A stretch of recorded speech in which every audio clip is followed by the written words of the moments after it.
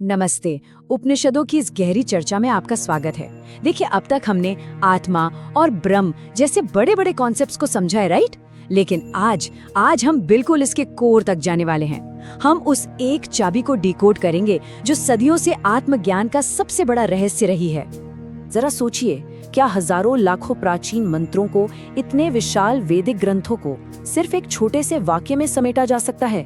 मतलब, क्या कोई एक ऐसा वाक्य हो सकता है जो इस पूरे ब्रह्मांड का रहस्य खोल दे? सुनने में थोड़ा अविश्वसनीय लगता है ना? लेकिन मजे की बात यह है कि इसका जवाब है बिल्कुल हाँ। चलिए सीधा टॉपिक पर आते हैं और समझते हैं कि आखिर ये महावाक्य है क्या। देखिए, ये कोई भारी भरकम फिलॉसफी वाले शब्द नहीं है। ये आत्मज्ञान का एकदम प्योर एक्सट्रैक्ट है, सत्य की ओर एक सीधा इशारा। और सबसे जरूरी बात जो हमें याद रखनी है, ये महावाक्य सिर्फ पढ़ने के लिए नहीं बने हैं, बिल्कुल नहीं, ये भीतर से जागने के लिए बने हैं। अब इसे ऐसे समझिए, वेदों का ज्ञान कई लेयर्स में है। संहिता में ज्ञान थोड़ा बिखरा हुआ है, ब्राह्मण ग्रंथों में कर्म कांड यानी एक्शन की बात है, आरण्यक में गहरा चिंतन है, और फिर आते हैं उपनिषद जहाँ सत्य है। लेकिन जब ज्ञान इतना विशाल हो तो सत्य तक पहुँचने के लिए एक डायरेक्ट पॉइंटर चाहिए होता है ना?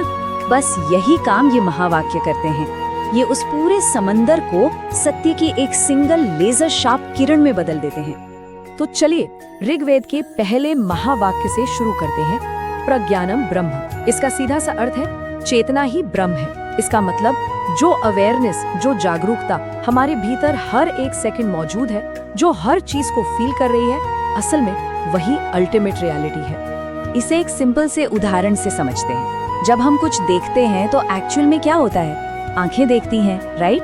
दिमाग उस विजुअल को प्रोसेस करता है और समझता है। लेकिन रुकिए, इन सब के पीछे एक और चीज है। कोई तो है जो ये जान रहा है कि देखने का काम हो रहा है, जो इस पूरी प्रोसेस का विटनेस है, साक्षी है, वही चेतना है। और ये महावाक्य एग्जैक्टली यही कहता है कि वो चेतना ही ब्रह्म है। अब आते हैं यजुर्वेद के दूसरे और शायद सबसे फेमस महावाक्य पर, अहम ब्रह्मास्मि, यानी मैं ब्रह्म हूँ।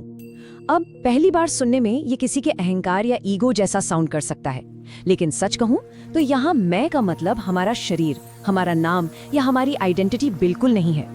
ये ईगो नहीं है, ये हमारी असली पहचान का सबसे बड़ा सच है। हम रोजमर्रा की जिंदगी में क्या कहते हैं? मैं बहुत सक्सेसफुल हूँ या मैं बहुत दुखी हूँ, है ना? पर ये सब तो हमारे टेम्पररी रोल्स हैं जो आज हैं कल बदल जाएंगे। लेकिन जब कोई गहराई से ये रियलाइज कर लेता है कि मैं चेतना हूँ, तो पूरा गेम ही बदल जाता है।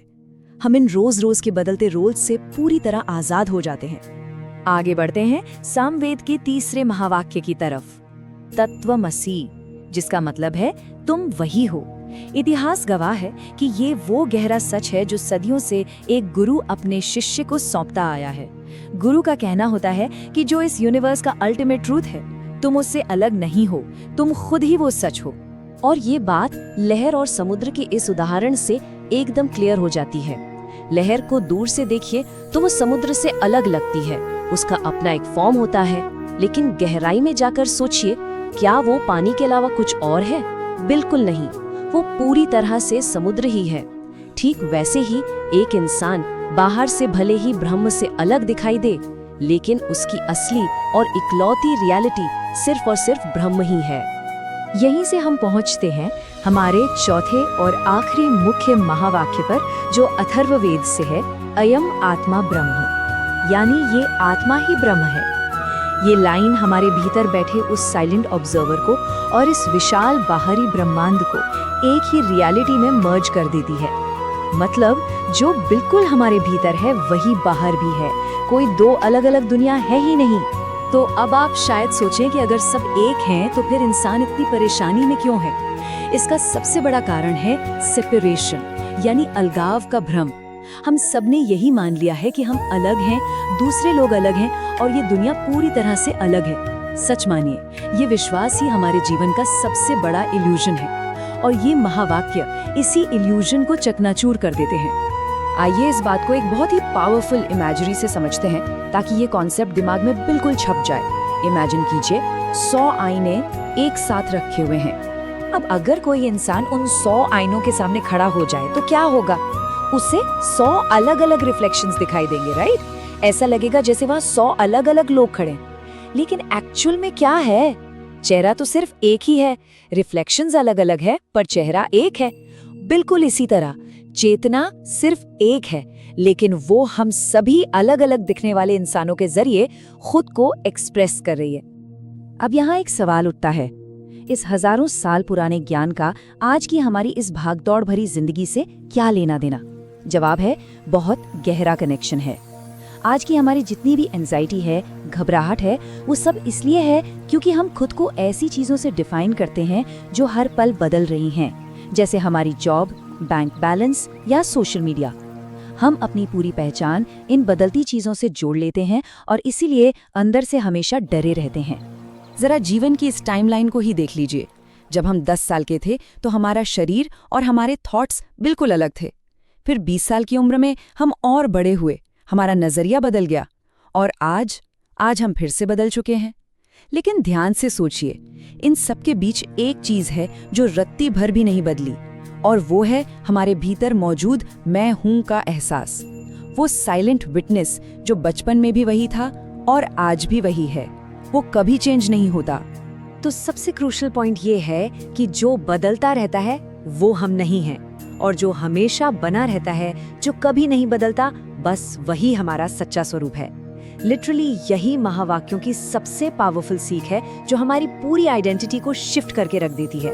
लेकिन सुनिए, इसे सिर्फ थ्योरी की तरह समझने से काम नहीं चलेगा। इसका असली एक्सपीरियंस कैसे होगा? सिर्फ टेक्स्ट पढ़ने से नहीं, बल्कि शांति और ऑब्जर्वेशन से। इसके लिए आप रोज 5 मिनट का एक बहुत ही सिंपल प्रैक्टिस कर सकते हैं। स्टेप 1, एकदम शांत बैठ जाइए। स्टेप 2, दिमाग में चल रहे थॉट्स को सिर्फ दूर से देखिए। और स्टेप 3, खुद से ये सवाल पूछिए, आखिर ये सोचने वाला है कौन? जब हम शांति से इसका अभ्यास करते हैं तो धीरे धीरे मन सेटल होता है और अवेयरनेस बढ़ती है। और इसी प्रैक्टिस के साथ एक दिन वो फाइनल रियलाइजेशन होता है। हम जान जाते हैं कि हम ये फिजिकल बॉडी नहीं है, हम ये अशांत मन भी नहीं है, और ना ही हम ये आते जाते थॉट्स हैं। हम सिर्फ और सिर्फ प्योर कॉन्शियसनेस हैं, हम ब्रह्म हैं। और सच कहूं तो यही हमारी आज की इस चर्चा का सबसे गहरा और अल्टीमेट टेक अवे है। लेकिन यहाँ आकर एक बहुत ही बड़ा, दिमाग घुमा देने वाला सवाल खड़ा हो जाता है। अगर सब कुछ एक ही चेतना है, अगर हम सब सच में एक हैं, तो फिर ये सेपरेशन का इल्यूजन, ये अलगाव का भ्रम शुरू ही कैसे हुआ? हमें ये दुनिया अलग अलग क्यों दिखाई देती है?